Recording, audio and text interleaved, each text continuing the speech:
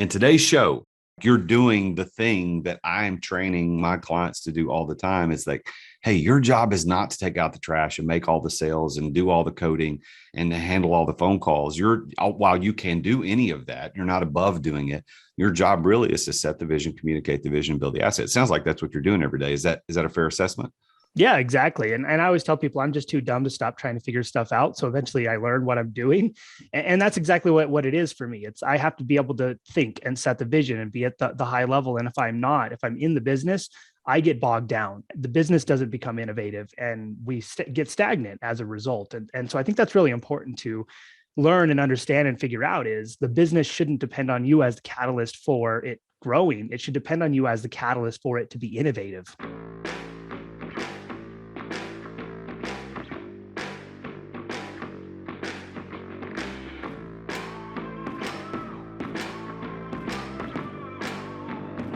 In today's ultra-competitive business world, being a successful entrepreneur or business owner can be very challenging. Fortunately, contemporary times have blessed us with resources for tackling those challenges and getting us to success more quickly than we could have imagined. Welcome to The Root of All Success with the real Jason Duncan, a podcast that explores how the world's most powerful entrepreneurs grow incredible companies. This podcast looks at the 5 keys to unlocking success as an entrepreneur. A successful educator turned entrepreneur, Jason's mission is to use his gifts of teaching and leadership to help others get the results they want out of life. Join Jason every week and learn the keys to grow a truly successful business. Welcome back to the show. I am the real Jason Duncan. Today's guest is Chandler Walker. And he started his entrepreneurial journey after graduating from the University of Nevada, Reno, with a degree in biochemistry.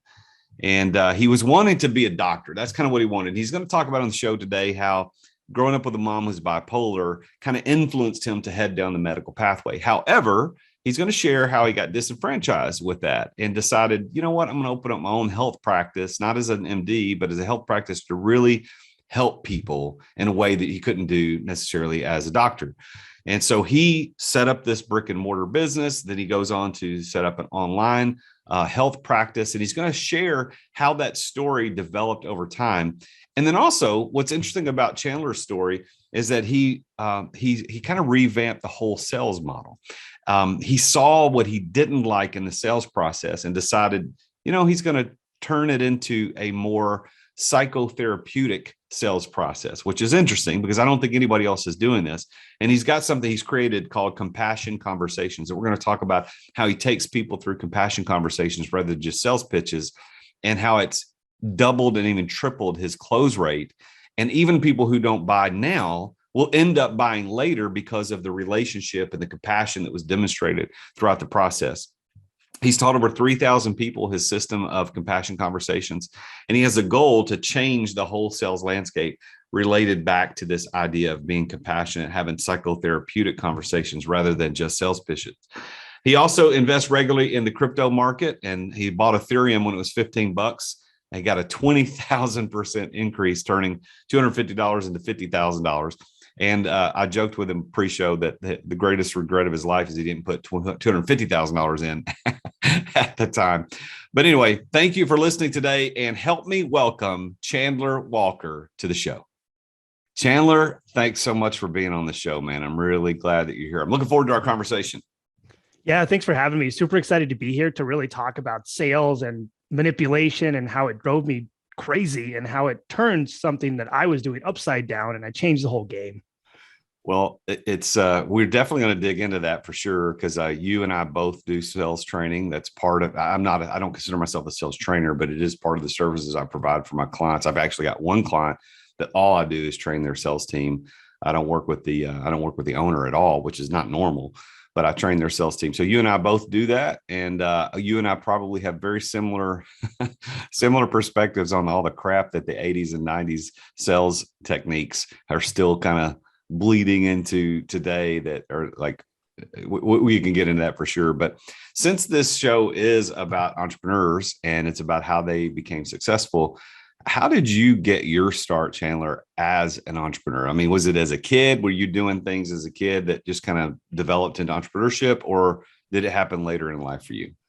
Yeah, it's a good question. I think it started in two domains. And the first one was when I was a kid. And I grew up with a mother who suffered from bipolar disorder. And so I had to learn how to communicate with her in sort of a neutral way.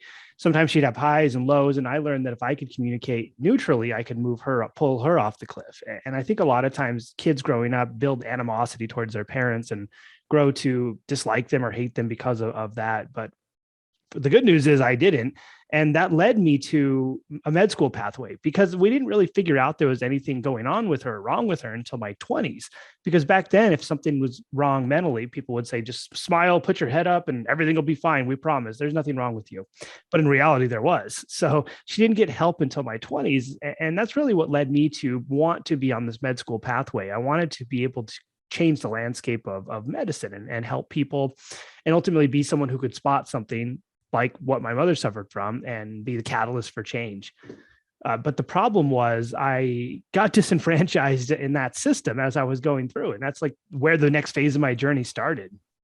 So you were going to go into a medical career. So you went to the University of Nevada, Reno, got a degree in biochemistry, and you were fully anticipated going into that. So that really is not an entrepreneurial thing. Although I guess some doctors are entrepreneurial, but I think most aren't. They're business owners for sure, but they're not entrepreneurs, which is there's a difference. So when did that shift? Was it just the disenfranchisement with the system that decided, hey, I got to do something different? Was that what it was?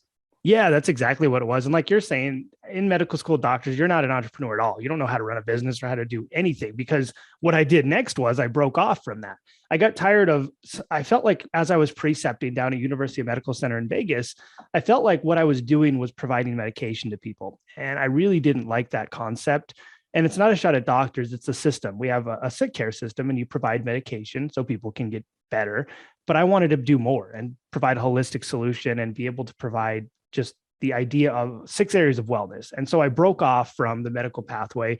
And that's when I opened up our brick and mortar. And like you were saying, medical school and university didn't teach me how to do this. So I was just a young, dumb kid right out of college, basically, who opened up a business. And the good news was I had a dad who was an entrepreneur my whole life. He had a siding and windows and a contractor business. And so he would take me every morning in the summers to his job sites, and I would watch him talk to customers and talk to all the people and work. And one summer he made me work. And I realized at that moment, I was never going to do that in my life. But it also gave me the strength to say, okay, you know what, maybe I can do this. He did this for a long time and maybe he can guide me a little bit. So dad was an entrepreneur, influenced that. And that's why you decided not to necessarily go the medical pathway as a doctor, but you did open a clinic, right? You opened it or was it online? Which one did you do? Was it brick and mortar or online?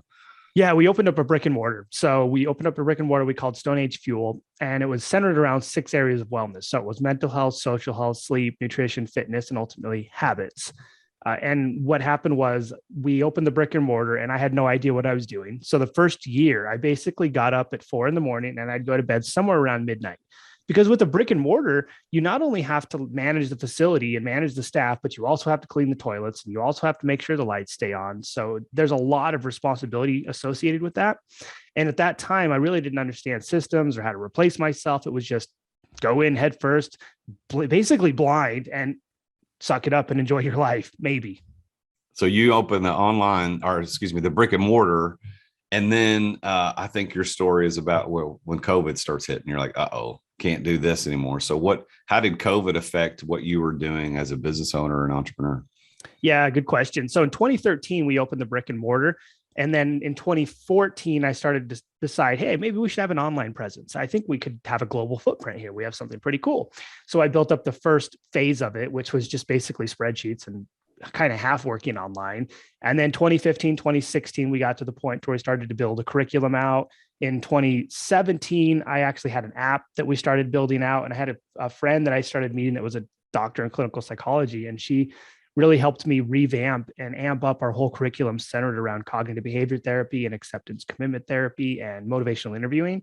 And so then that led to, right before COVID, we had a fully functional online program running that I had a few years to build up. And so just before COVID hit, I was able to, and it sounds like I did this on purpose, but I was able to sell the brick and mortar and move on and go all in on the online.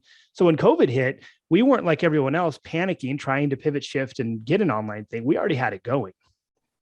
So that's a blessing because you didn't know what was coming. So you had the online thing going. You've got an app going. You sold the brick and mortar.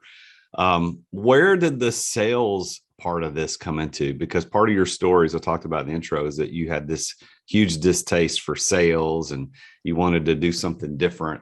So when did that become a reality in your journey? Yeah, good question. So in the beginning, I was basically Mr. Sales Guy. I had to sell everybody into the brick and mortar, and then I had to sell everybody into the online. And so both realms, I had to learn how to sell. And I found that I was okay. I was pretty good at it. But when I started getting coaching, I started getting into a slump. And the reason I think I started getting into a slump was because most of the coaches I hired were telling me, you need to go for the close. You need to stick them with the knife and then twist it a little and you keep stabbing them. And if they cry, they buy. Just make sure they're a bag of tears. And ultimately, that wasn't something that I was comfortable with or I liked, because I felt like I was in this brick and mortar to help people.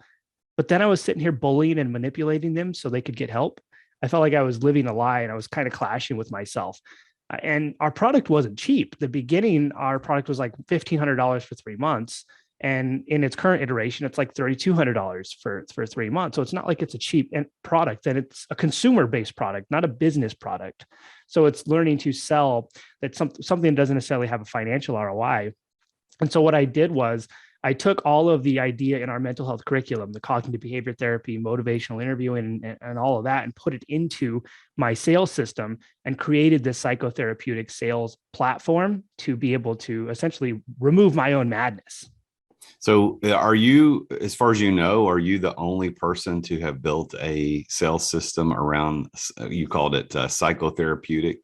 As far as you know, are you the only one doing that? As far as I know, yeah. And I mean, I could toot my own horn and say we're the only ones doing it. We might be, because everyone else I see is usually focusing on like NLP as like an exclusive atmosphere, or they're just kind of bolting on the old model of sales. So I think we might be the only ones who are focusing on a psychotherapeutic pathway to sales that's psychologically driven through actual clinical psychology. So when you say psychotherapeutic sales, and I know you mentioned NLP, which is well, I just completely blanked on NLP. Help me with that. I just completely blanked on it. Go ahead. I've got you covered. Neuro-linguistic programming. I said the first like 2 syllables and I completely blanked on the rest of it. So neuro-linguistic programming is a big thing. I know a lot of people talk about that, brain science going into that. But when you say psychotherapeutic, what does that mean? Yeah, good question. So psychotherapeutic means it's the basis of clinical psychology. So when you start talking about cognitive behavior therapy, it's the idea of talk therapy, of identifying what the core problem is. So you have an external statement, then you have a core belief. So we take the external statement someone gives you, I want to lose weight, but then we work to ask good strategic questions to find the internal problem. So it's always associated with insecurity or something deep that someone doesn't want to talk about. Then once we figure that out, you connect the dots to the past to figure out the triggers that have been manifesting along the way that are preventing success. So it's the idea of taking talk therapy and using it as a modality to uncover what's happening and figure out the real problem at hand. So you shift someone's mindset from, I want to lose weight, to, wow, I'm embarrassed that people are looking at me. I'm embarrassed that my significant other might see me naked. And so all of a sudden this real problem manifests. And that's kind of the core belief and the core issue that you need to uncover to figure out if you can actually help someone. And more importantly, move someone to a mindset to where they actually want help. Who helped you figure this out? Or is this just, trial and error on your own? So it was a lot of trial and error on my own through college. I was a massive nerd. And so I studied biochemistry. I got into microbiology, immunology, and then psychology became a pretty big aspect of what I was doing. But at the same time, as I was building this curriculum out, I met someone who's a doctor in clinical psychology, and I gave her the curriculum and I said, hey, what do you think about this? And she looked at me and said, well, I think you just created cognitive behavior therapy. So I was like, oh, that's cool. So she gave me about 17 books to read. I read every single one of them front to back. And I recognized a lot of the communication patterns that I developed as a kid working with my mother were these patterns. And so I guess I inadvertently, accidentally created my system through my own defensive mechanisms as a kid. How did you see, or did you see an improvement in the sales closing? All right, which is the point of sales, is to close. You get the customer to buy something, you provide value, they give you money for it. Did you see a significant increase in your ability to close by using this type of sales methodology?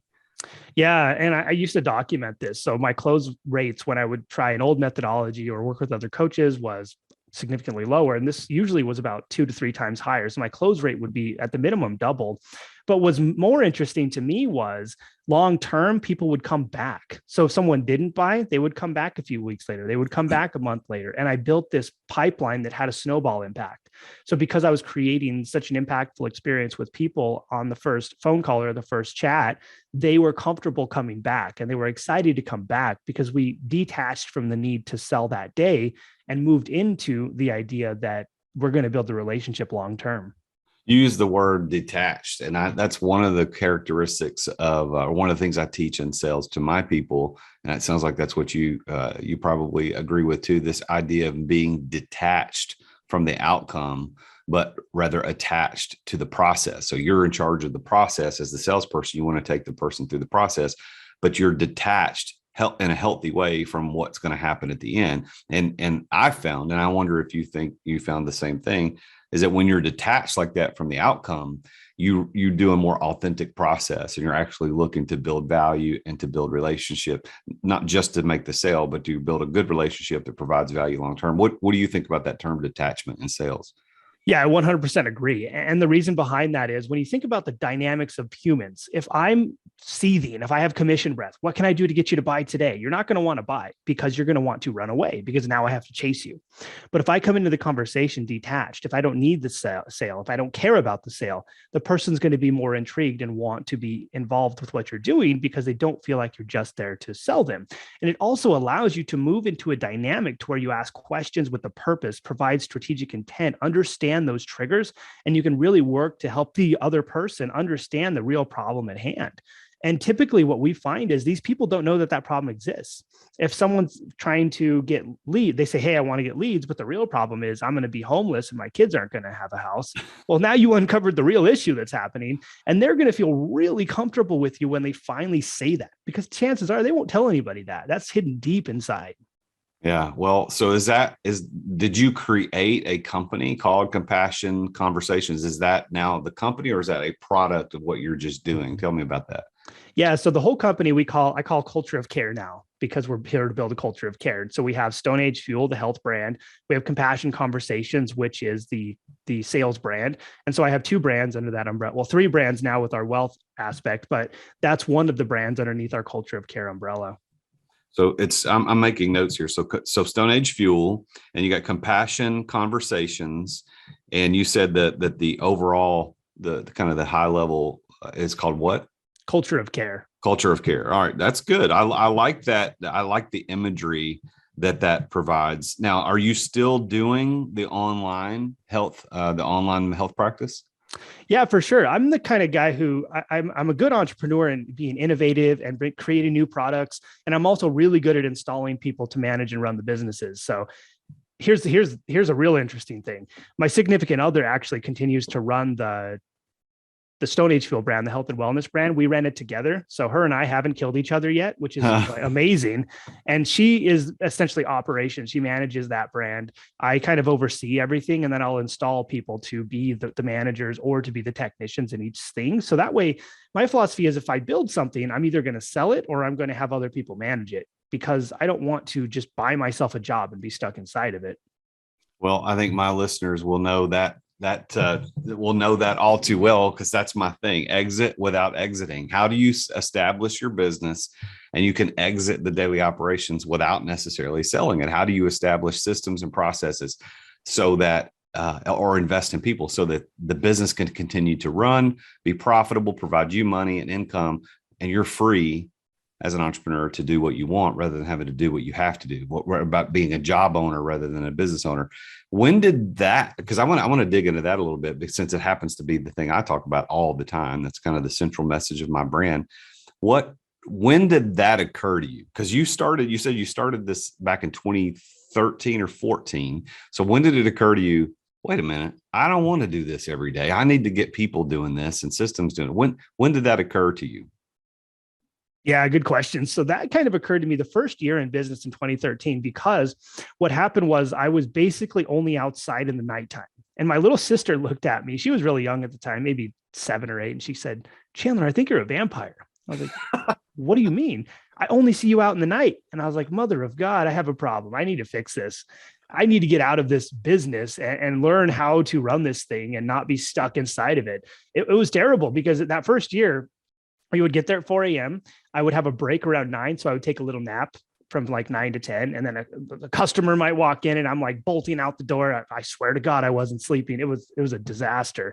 So after that first year, I kind of looked at the tenets of business. And when I look at things, it's often in the scientific method. So how can I create a hypothesis? How can I test it? And how can I see if it works? So then I just started looking at what the profitability was, what products were the most profitable, what systems that I need to organize to remove myself, what people can I put into play? And that's kind of where it all began. So you're smarter than the average bear, because as I know firsthand from being a coach for business owners who are trapped in their businesses, most people don't realize it as early as you did. I mean, most people don't realize it that first year, but I think your little sister was a big influence.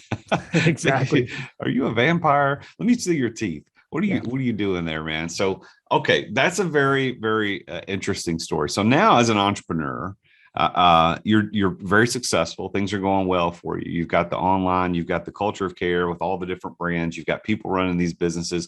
So what do you do with your time mostly? Like what's the thing that takes up most of your daily attention? I think the thing that takes up most of the attention, I'll still have meetings with like my higher level managers. And so that probably takes the most attention. And the other side of things is what I call thinking time. So I take a lot of time out of my day to look at what we're doing inside each of our businesses and try to ask myself, how could I essentially replace the whole business? How could I essentially be the new business who comes in town and makes this one bankrupt? And so I think a lot of my time is devoted to thinking about how I can adjust what we're doing and how I can move what we're doing. So that way we're continuously on the forefront of where people are, of what people are looking for, and ultimately how things are flowing. And it doesn't necessarily lead to adjusting the core product, but it leads to making the core product either better, faster for people to get through, or somehow figuring out how to make it more clear and concise. Yeah, so it sounds like to me you're following the law of the architect to a T, whether or not you know it. It's, the architect of the business, the founder of the business, his or her job is to set the vision, communicate the vision, and build the asset. That's it. That's your three-pronged job as the architect, the founder of the business. And you, Chandler, sounds like you have stumbled upon that. I mean, I don't mean like dumb luck, but like you're doing the thing that I'm training my clients to do all the time. It's like, hey, your job is not to take out the trash and make all the sales and do all the coding and handle all the phone calls. While you can do any of that, you're not above doing it. Your job really is to set the vision, communicate the vision, build the asset. It sounds like that's what you're doing every day. Is that a fair assessment? Yeah, exactly. And I always tell people I'm just too dumb to stop trying to figure stuff out. So eventually I learn what I'm doing. And that's exactly what it is for me. I have to be able to think and set the vision and be at the high level. And if I'm in the business, I get bogged down. The business doesn't become innovative and we get stagnant as a result. And so I think that's really important to learn and understand and figure out is the business shouldn't depend on you as the catalyst for it growing. It should depend on you as the catalyst for it to be innovative. That's a good perspective. And that's probably a good quote that my editors need to pull out, and we can do that on social media because that was good. Boom. Boom. Mic drop. I had a sound effect. And I'm out. Well, so Chandler, what is your definition of success? I mean, this is the root of all success after all. So how do you define that term? Yeah, at this point in my life, my definition of success is the fact that I get to spend an obscene amount of time with my 3-year-old daughter. I always grew up with parents who were working hard. My mom worked, she drove 2 hours a day to get to work, 2 hours to come home. So she worked herself to the bone, and she took really good care of us, but we didn't get to see her as much because of that. And so as a father now, my goal having a child was I need to be there for her more than any other father should be or can be, because I'm the only guy who's sitting there. I go to every dance practice. I'm at all the recitals. Last time she was a bag of tears on stage because she had stage fright at 2.5 or 3. And I'm up there with like happy pills, and happy pills are Smarties. And so all the little girls are coming at me. Can I have some happy pills? I'm like, great. I'm like a drug dealer back here with all the little 3-year-old kids. But that's what success is for me. I can take her on vacations. We've been to Hawaii like 3 times this year, or I don't know how many, but I can wake up late and have breakfast with her. I can shut down what I'm doing and go eat pancakes. And I think it's really cool to be in that position to where I can make her my priority, and I don't have to make a job or work my priority necessarily. And ultimately for me, that's success, to have that little person look at me every day and recognize that daddy gets to be there for her, and daddy gets to actually be part of her life and not just work and come home. What's her name? Aubriana.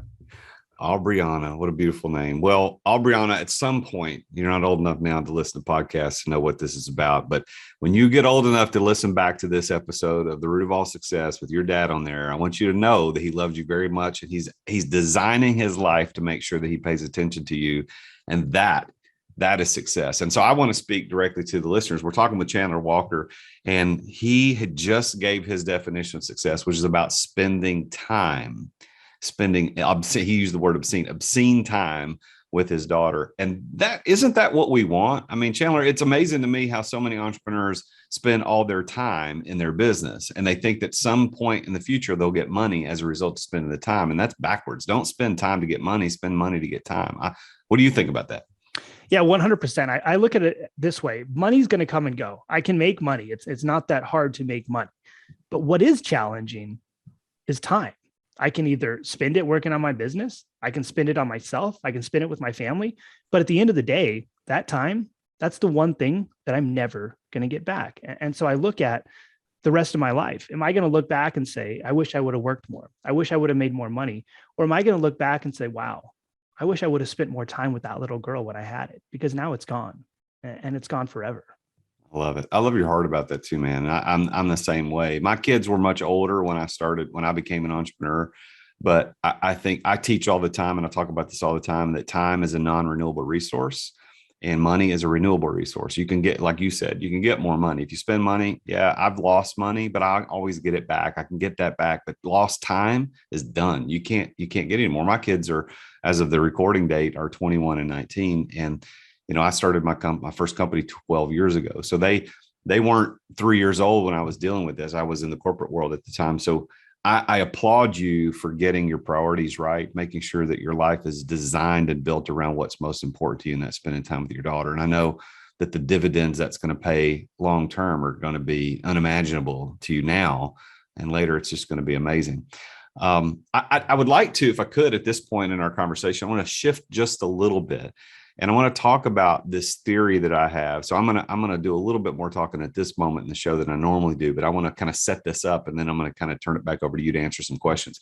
But I've got this theory, and I know you and I don't know each other. We were introduced through an organization that said, hey, these guys need to get together and do a podcast together.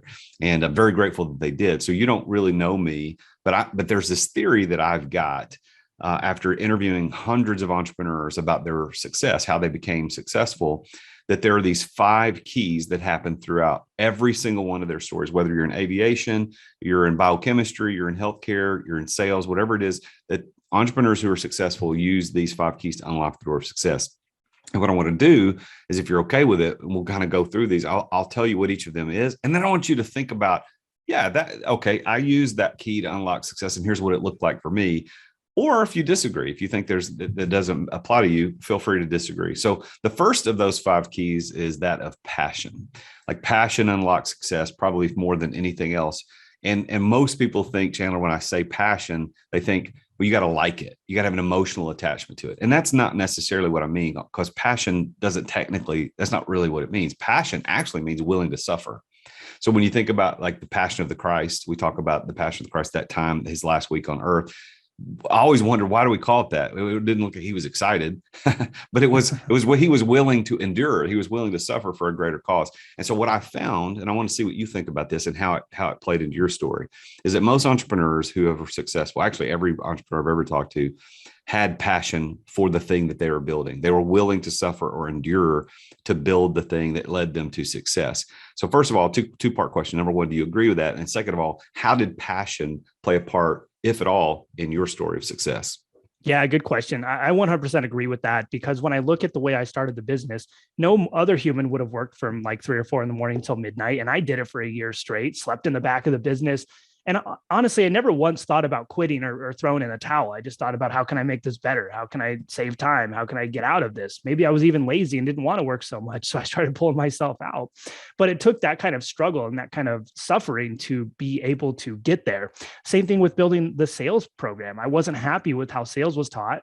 And I did like 4,000 sales conversations by myself before I let anyone touch it as I was building out the system. Was that fun? No, it's 4,000 hours probably of sales by itself. And so I figured from this question along the way, I've suffered quite a bit, and I've put in a lot of the idea of passion to make these things work. And I think that's part, and that's a huge indicator of success. How do you see that? Do you see that as something that's a failure and miserable and you want to quit? Or do you see that as something that continues to drive you forward and gives you that strength and desire to want to move on? Well, the second key that I found in entrepreneurs' ability to unlock success is being at the right place at the right time. And so I've always found that entrepreneurs, that they can point to place and time, like maybe specific. I was at this building or at this meeting, but others say, well, if I hadn't been born in this state in this era, in the 2020s or whatever, or if I not born, but if I wasn't present in that time, it wouldn't have happened. So is there a place and time for you that you can point to? Yeah, man, this was one of the keys to me being who I am today. Yeah, I think it's sort of almost a triangle. It's like I grew up with mom with bipolar, led me to med school. I grew up with dad, entrepreneur, led me to breaking off and be comfortable to being able to open the brick and mortar. So I think those two dynamics, mom and dad, which led me to med school and breaking off, ultimately was the reason I was able to get on this journey and have to and need to figure this out. Yeah. And that actually plays right into the third key, which is knowing the right people. And I actually made a note when you talked about your dad being an entrepreneur, and also your sister for saying, are you a vampire? Exactly. those two people, it sounds in just the version of the story you told me, sound like they were the people that had they not been in your life, you and I probably wouldn't be doing this show today. What do you think? Yeah, I think so, because I wouldn't have had the confidence to be able to say, hey, maybe I can run a business. And then I wouldn't have had this little person tell me I'm a vampire, which is a self-realization moment for me. And I find I tend to listen to the words people say, which is shocking, I know. But when I listen to people, I reflect on what they say, even if it's a criticism, even if it's something that's just thrown as saying something at 8 years old. I tend to listen to those things and really get feedback on myself. Like, does that make sense? Is that me? And that's kind of a technique called examine the evidence in clinical psychology. So you've got the passion, the right place, right time, and you've got the right people in your life, knowing the right people. The fourth key is that of preparation. In other words, having the know-how to pull it off. So not everybody can start an online health practice. Not everybody can open an online or even a brick and mortar health. Like I couldn't do that. That's not it. I'm not prepared for that. I'm not ready.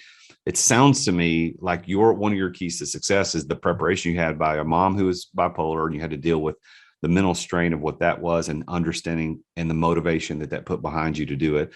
Going to med school, getting that biochemistry degree, or going to school and get the biochemistry degree.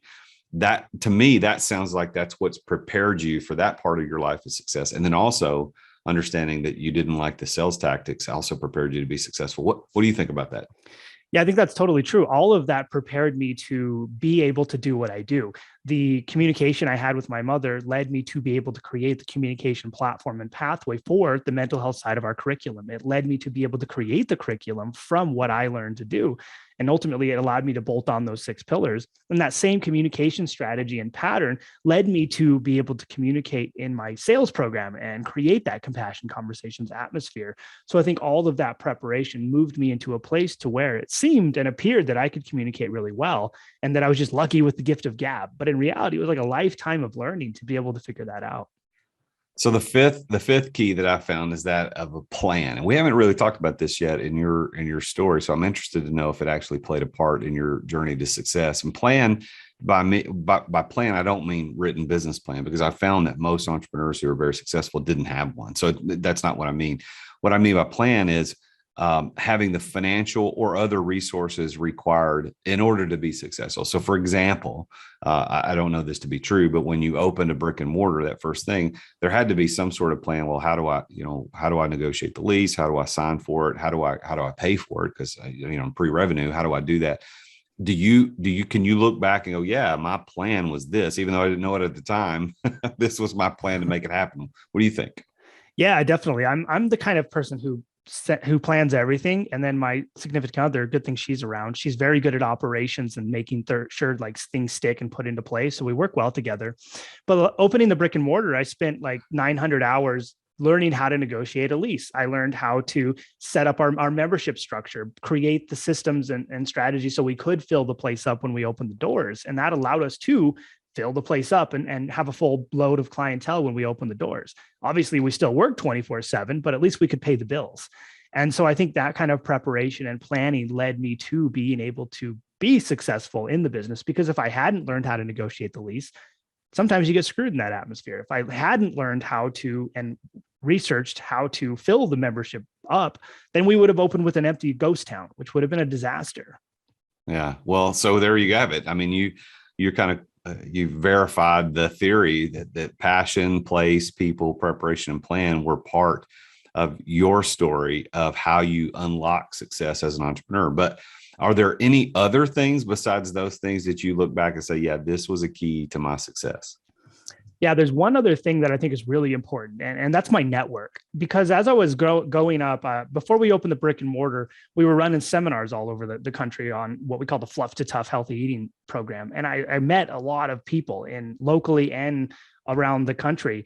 And then as CrossFit started to get really big, I started to meet people in that domain, in that environment. And that led me to teaching some of their seminars. And so I met so many different people that if I needed something, I could call someone and have either what I needed right away or someone else to talk to.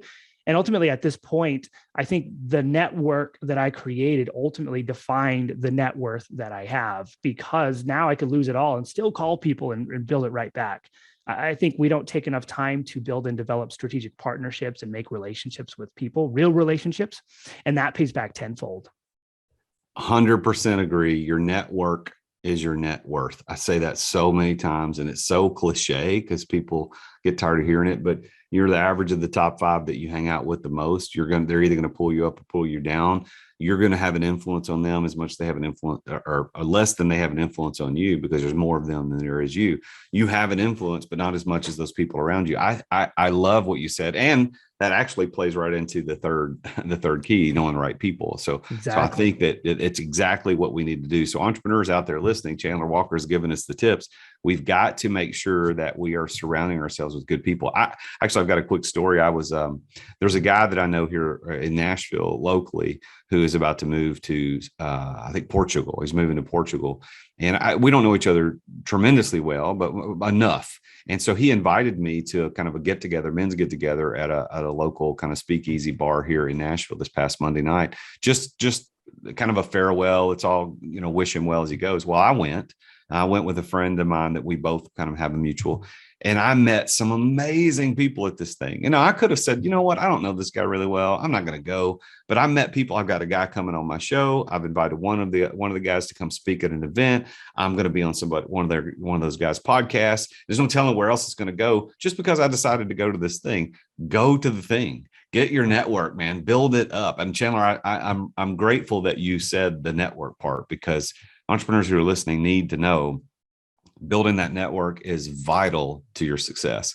What other advice would you give to entrepreneurs who are listening to this show? I mean, if you think about this show has entrepreneurs on every piece of the spectrum. You've got brand new entrepreneurs that haven't even started yet, all the way to the 9-figure entrepreneurs and those are billionaires or whatever.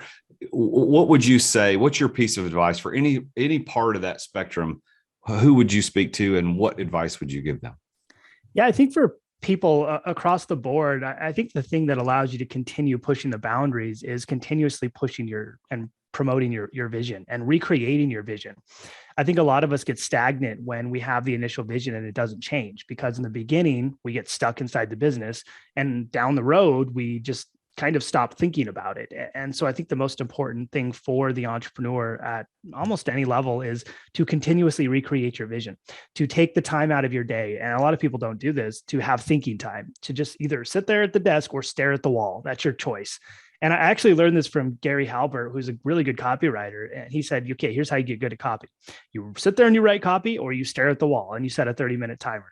And so I started doing that with just thinking time. And then I read a book by Keith J. Cunningham called The Road Less Stupid.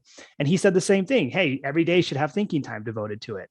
And so I started doing that. And it's magical, because in the beginning, maybe you stare at the wall and think about like tacos or whatever. But after a while, all of a sudden, these ideas come into your brain and you're like, this is amazing. I haven't had this amount of thinking and the capabilities to think in this domain ever.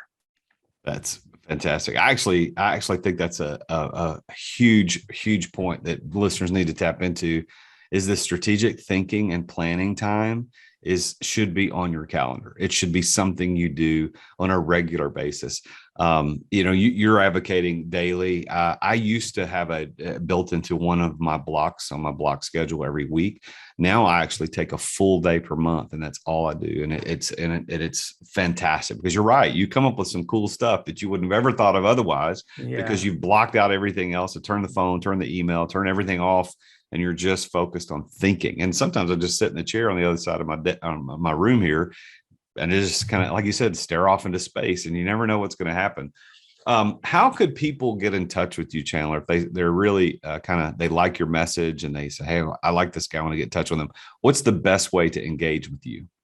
Yeah, you can follow me on Instagram. That's Instagram.com/Chandler_SAF, or YouTube.com/Chandler Walker SAF. If you want to learn more about our Compassion Conversation sales program, you can go to 9step.cultureofcare.life, and I'll give you our entire 9-step framework. So basically what to do every step along the way. I tend to give everything away for free, because then people come to me because they need help for coaching anyway. So that's 9step.cultureofcare.life, the number 9. Oh, yep. That was what I was going to ask. So I'm making a note here. So if you want to follow him on Instagram, it's Chandler_SAF, as in Stone Age Fuel. That's right. And then 9step, the number 9.cultureofcare.life. Reach out to him through there. And his name is Chandler Walker. Chandler, I'm really grateful that you've been on the show today. I'm going to give you the last word. So is there anything else you want to share today before we sign off? Yeah. Last word for me is, just put one foot in front of the other. Sometimes if we think too far ahead, we get overwhelmed and it becomes too challenging to think about obtaining those goals. And I had a good mentor a long time ago who said, okay, here, you have your big brass ring. And that might seem pretty hard to get to. That might seem like, wow, $100 million business. Wow, whatever. So let's create little micro rings. Let's create small little rungs that you're going to climb up every step of the way. So you set up these micro wins. So it gives you the audacity to be excited about hitting the big win long term. Love it, Chandler. Well, man, honor talking to you. Best of luck on everything you've got going on.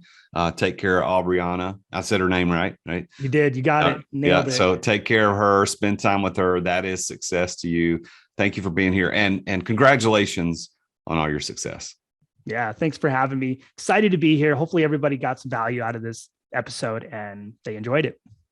Well, there you have it. Another very successful entrepreneur about his journey to success. And I really like Chandler's definition of success. He talked about how that he wants to spend obscene amounts of time with his daughter. And I didn't ask the follow-up question that I normally do. If you're a regular listener, you know, I normally ask, what's your definition of success? And then I say, well, by that definition, do you consider yourself successful?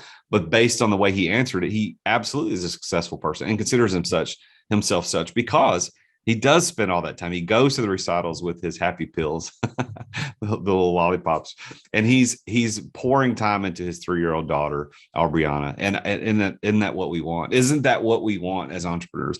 Don't we want to break free from the grind of running the daily business show, being involved in everything? I mean, he said it himself. He said, I realized early in that first year that I didn't want to run and do the grind of running daily operations. I wanted to establish systems and processes so that I could go live the life that I want to live. So that doesn't mean that he kind of walked away and left everything to fend for itself. He still meets with his leaders. He still does things on a regular basis, but he has freedom. Isn't that what you want? Well, if you want that, I want to invite you to the Business Accelerator. That group coaching cohort, it's a live group coaching cohort that I run. It's an 8-session program, 8 hours of live coaching with me, with the express purpose of helping you live the life that Chandler talked about. It's living the life of exit without exiting. How do you get out of the daily grind so that if you have a 3-year-old daughter, you can go spend time with her at her recitals? If you have a teenager, that you can help show them how to drive, and you can go work with them on college applications, and you can go do college visits, and you're not worried about what's happening back at the office. Isn't that what you want? If it is what you want, go to exitwithoutexiting.com. Sign up, apply for a conversation with me to show you what it's like to get into that course, to invest the money and the time so that you can get that life of freedom. Just like we talked about on the show today, you should invest a renewable resource like money to get non-renewable resources like time. So invest the money to enroll in this course, the Business Accelerator at Exit Without Exiting, so that you can get all of the time back that you really wanted. Tune in again next week when we talk with yet another very successful entrepreneur about his or her journey to success. Until then, I'm the real Jason Duncan, and Jesus is King. Thank you for listening to another edition of The Root of All Success with the real Jason Duncan. If you've enjoyed this week's episode, we invite you to visit therootofallsuccess.com to access the show notes and other helpful resources. Take charge of your business. Grow it from great to incredible. Join us again next time here on The Root of All Success.